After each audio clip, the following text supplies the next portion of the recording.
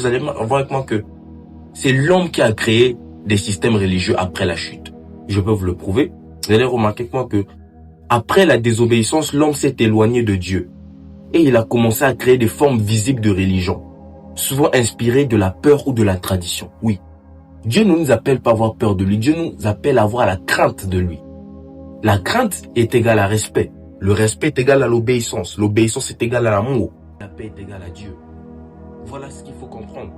Vous allez remarquer avec moi que pour appuyer ce que je dis, remarquez avec moi que dans Genèse 4, la Bible dit, vous allez remarquer avec moi que Caïn et Abel offrent des sacrifices. C'est la première forme de culte qui a eu lieu dans la Bible. Mais déjà, il y avait une différence de cœur.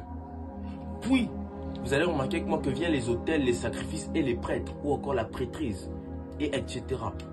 Mais une remarque à faire, c'est que Dieu institue certaines pratiques comme la loi de Moïse, les sacrifices ou encore le Shabbat, non comme une religion, mais comme un moyen temporaire de restaurer la communion rompue avec lui. Oui, c'est un moyen temporaire de restaurer la communion rompue avec lui. Pourquoi? Parce que la religion était instaurée par l'homme après la chute, selon la parabole de la Bible ou de la Genèse.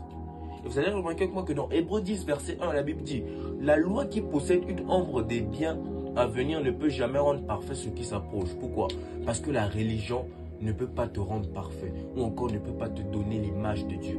Ce qui va te donner l'image de Dieu, c'est lorsque tu reçois le Christ en toi et que tu vis et que tu marches selon sa parole et non une acte religieuse. Et vous allez remarquer que moi, comme troisième contexte, c'est que Jésus, quand il est venu sur la terre, il est venu rejeter la religion hypocrite. Jésus ne prêche pas une nouvelle religion. Au temps de Jésus, vous devez savoir qu'il y a eu le judaïsme. Et le judaïsme était la seule religion qui régnait en son temps. Donc Jésus est venu rejeter la religion hypocrite. Jésus ne prêche pas une nouvelle religion, mes frères. Il vient restaurer la relation originelle avec le Père. Oui. Jésus ne vient pas pour te dire tu dois être chrétien. Non. Jésus n'était pas chrétien, je suis désolé. C'est écrit nulle part, il n'y en a pas dans la Bible. Jésus, au contraire, il dénonce les chefs religieux. Il les condamne. Il dit que vous n'êtes pas à l'image de Dieu.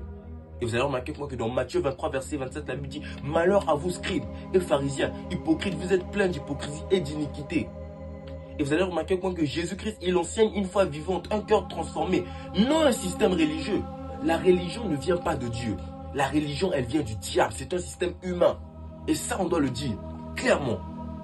Et vous allez remarquer que dans Jean 4, verset 23-24, la Bible dit « Mais l'heure vient et elle est déjà venue, où les vrais adorateurs adoreront le Père en esprit, en vérité. » Est-ce qu'on a dit les religieux? Non. Est-ce qu'on a dit les chrétiens? Non. On a dit les adorateurs. Pourquoi? Parce qu'après, l'intercesseur, c'est l'adorateur qui